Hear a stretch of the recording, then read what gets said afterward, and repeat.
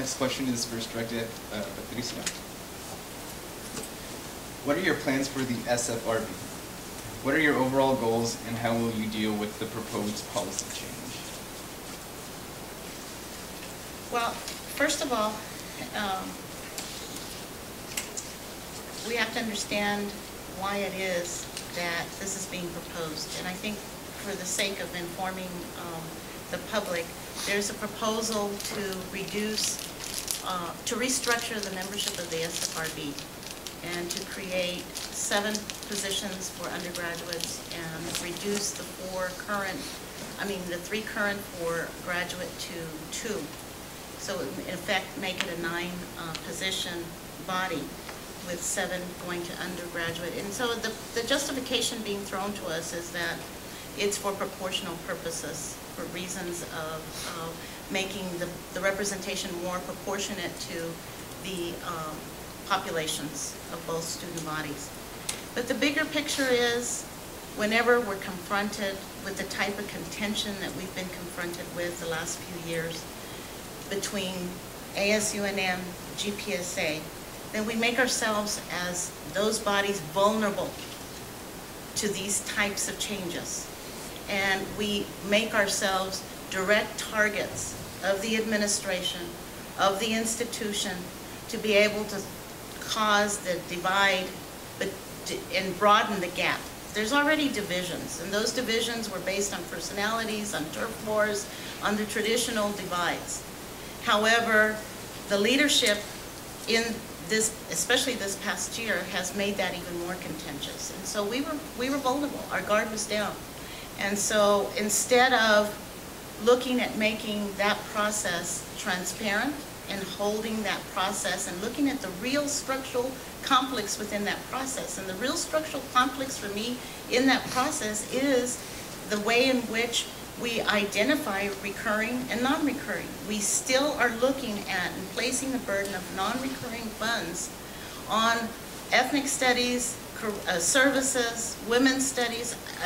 All of the programs that fall under service-related or career service-related, they are still made vulnerable because of the position that the funding process puts them in, and that is, it is subject to whomever is in the position. It is subject to the political ploys of the administrations, and it's subject to being the first cut. And so it's real important to understand, first of all, the real reason why all this is happening.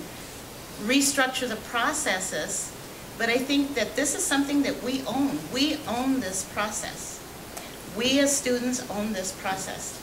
We have to believe that we own it in order to be able to change it and to be able to make the recommendations and stand united and uniform. And we've begun to do that. We've begun the conversations with ASUNM to do that. Thank you. Jacob? Thank you. I think that there are 2 main challenges on the table going into the next year. And one is, as Patricia alluded to, this notion of changing the fundamental structure of the Student Fee Review Board. You know, I wholeheartedly oppose this move. I think that it throws into question the legitimacy of the organization, that there's such a lopsided representation. Inevitably, it is a recommendation board. It doesn't have final decision authority. But the notion that graduate students would have 2 out of 9 votes is troubling to me. And I think that number 1 on my agenda would be to engage the relevant stakeholders in the discussion to move us away from this notion. I think that there's a lot of arguments that can be made that while graduate students don't hold the highest proportion representation on this campus in terms of their membership, when you look at research dollars and the amount of money we bring into this university, that's not even comparable. We bring in hundreds of millions of dollars working with professors to this institution, and so I think that that should also be recognized. I think that 2 other ideas I have when it comes to Student Fee Review Board are this. Number 1, I think that we've been discussing in this campaign some interesting ideas of how we could use some of that money, as well as some of the fee money that's unique to GPSA, to actually begin investing in graduate student research more on our end of things, and how we could leverage those funds as an institution in a more strategic way. I think that that's really intriguing and exciting, and it's a conversation I'd like to engage the council on. The other area of concern is this notion of recurring and non-recurring funding. You know, every year the SFRB cannot touch a certain amount of money. And some of that makes sense. Keeping some of that off the table makes sense. When you're using fee money to pay for capital expenditures, you've got to pay that debt service over time. You can't bring that into jeopardy, or else you're really going to start impacting your bond rating and your credit rating as an institution. But when it comes to the money that goes to athletics, for that not to be on the table year after year, to be discussed like everything else in that budget is discussed, is really troubling to me. So I would really push for a more transparent and open process whereby non-capital expenditures that we dedicate fee review board money to, that all of that is on the table, that we no longer have this notion of above the line and below the line funding when it comes to operations, and that we really bring all stakeholders to the table and we're able to prioritize and have a discussion about what our priorities as an institution should be year after year. I think that's a fair proposal, and it's one that will be one of my top priorities. Thank you. Joseph? So looking at some of the biggest issues that are presented with the change in the Student Fee Review Board policy that's being proposed, and the changes that are going to come by the summertime with the changes of this policy, I think it's important to look obviously at the most contentious issue, the 7-to-2 split. Right now it's 5-to-4 between the graduates and undergraduate students. And while I don't support a 7-to-2 change, I think that this change is inevitable. I think this is going to happen, that they've looked at these statistics from across the country with proportional towards the full-time equivalent of how many dollars and per credit hour that students pay towards student fees. The idea is put forth on the table that the fee should be split, that undergraduates should be responsible for their fees and allocate them to the venues that they would like, and then the graduates in a separate process should do that as well. But I don't think that this is the answer. I think specifically because you could have specific services that are provided to all students, say the health center, for example. If the graduates provide twice as much funding and the undergraduates provide half, is the health center going to then say, okay, I'm sorry, undergraduates, we can only provide you with half the services? This is going to create a huge problem, and you have to look at the big picture when addressing these issues. And with that, I think that this idea that I keep reiterating, that we need to work with the undergraduates, is absolutely vital. If you live in a state, maybe like New Mexico, where one party is the majority, the other party doesn't say, oh, I'm not going to try to work with them at all. You have to sit down and make some compromises, and I think that that's what being a student is about. And I think a lot of the things on the Student Fee Review Board, you can persuade the other party, but I think you need to be able to do it reasonably, and both parties need to respect each other. And I think that that's the problem that's happened in the last few years with the Student Fee Review Board. I think it has turned into political and personal problems, and I think more needs to be done to work with students, because we are all students, and these are services that do affect all students, and I think that that's important.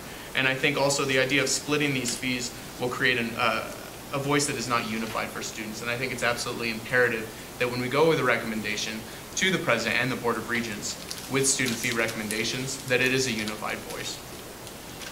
Additionally, Jacob touched on the idea of above and below the line of reoccurring funding, and I am 100% in favor of eliminating that distinction between reoccurring funding for groups, specifically because there are groups that have been receiving funding for their operating budgets for years with the SFRB process, and those groups should be treated equally. And I have been working with the Student Fee Review Board Task Force, and my plan is to also push for a fair appropriation of these fees, and also get rid of these archaic distinctions between reoccurring funding when it's not appropriate. All right. Katie. So I've worked on and sat on the Student Fee Review Board for the past 2 years, and for those of you who don't know, the SFRB allocates $11 million of our student fees, so it's a huge responsibility to make a recommendation to the President and the Board of Regents about how student money should be spent.